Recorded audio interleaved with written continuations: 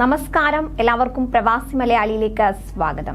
ലോകത്തെ ആകെ മുൾമുനയിലാക്കിയ Covid virus പ്രവാസികളെ കുറച്ചൊന്നുമല്ല ബുദ്ധിമുട്ടിലാക്കിയത്. പ്രതിരോധം എന്നോണം പൊടുന്നനെ ഏർപ്പെടുത്തിയ നിയന്ത്രണങ്ങൾ പ്രവാസികളെ ശരിക്കും വലച്ചു. എന്നാൽ വൈറസ് ബാധ ഒരുവിധം കെട്ടടങ്ങിയതോടെ ഇതിൽ നിന്നെല്ലാം അല്പം ആശ്വാസത്തിലിരിക്കുന്ന പ്രവാസികളെ ഭീതിയിലാക്കുകയാണ് മറ്റൊരു വൈറസ്. ഇതിന്റെ ഭാഗമായി UAE കർശന നിർദ്ദേശം നൽകിയിരിക്കുകയാണ്.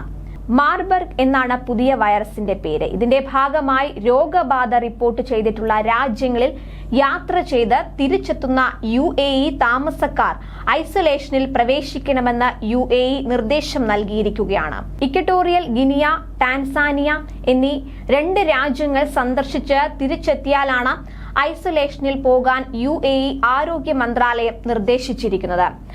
മാർബർഗ് വൈറസ് ബാധിച്ച് ഇക്വട്ടോറിയൽ ഗിനിയയിലും ടാൻസാനിയയിലും 14 മരണങ്ങൾ റിപ്പോർട്ട് ചെയ്തിട്ടുണ്ട്. എബോളയ്ക്ക് സമാനമായ അതീവ മാരകമായ ഈ വൈറസ് വ്യാപനത്തിന്റെ പശ്ചാത്തലത്തിൽ കടുത്ത നിയന്ത്രണങ്ങളാണ് ഇക്വട്ടോറിയൽ ഗിനിയ, ടാൻസാനിയ എന്നീ രാജ്യങ്ങളിൽ ഏർപ്പെടുത്തിയിരിക്കുന്നത്.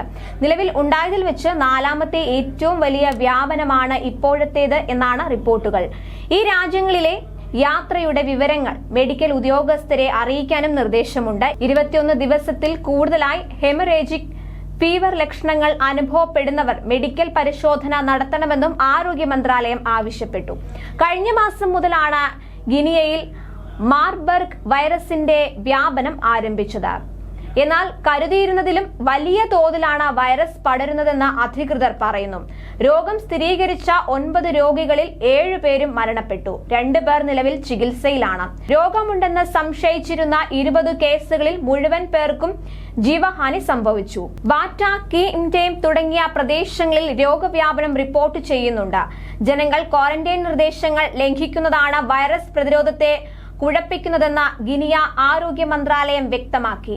മാർബർഗ് രോഗത്തിനെ പ്രതിരോധിക്കാൻ പ്രാപ്തമായ വാക്സിനുകളോ ചികിത്സയോ നിലവിൽ ലഭ്യമല്ല. അതിനാൽ തന്നെ സമ്പർക്കത്തിലേർപ്പെട്ടവരെ ട്രാക്ക് ചെയ്ത് വ്യാപനം തടയാനാണ് ലക്ഷ്യമിടുന്നത്.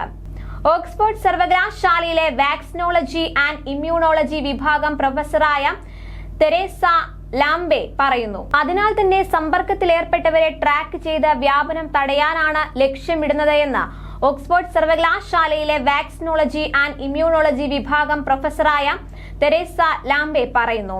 അയൽ രാജ്യങ്ങളായ ഗാംബണിയിലും കാമറൂണിലും കടുത്ത നിയന്ത്രണങ്ങളുണ്ട്. ഈസ്റ്റ് ആഫ്രിക്കൻ രാജ്യമായ ടാൻസാനിയയിലും കഴിഞ്ഞ ആഴ്ച മാർബർഗ് വ്യാപനം റിപ്പോർട്ട് ചെയ്തിരുന്നു. പഴംതീനി വവ്വാലുകളുമായി സമ്പർക്കത്തിൽ ഏർപ്പെടുക വഴിയാണ് രോഗം മനുഷ്യരിലേക്ക് പകരുന്നത്.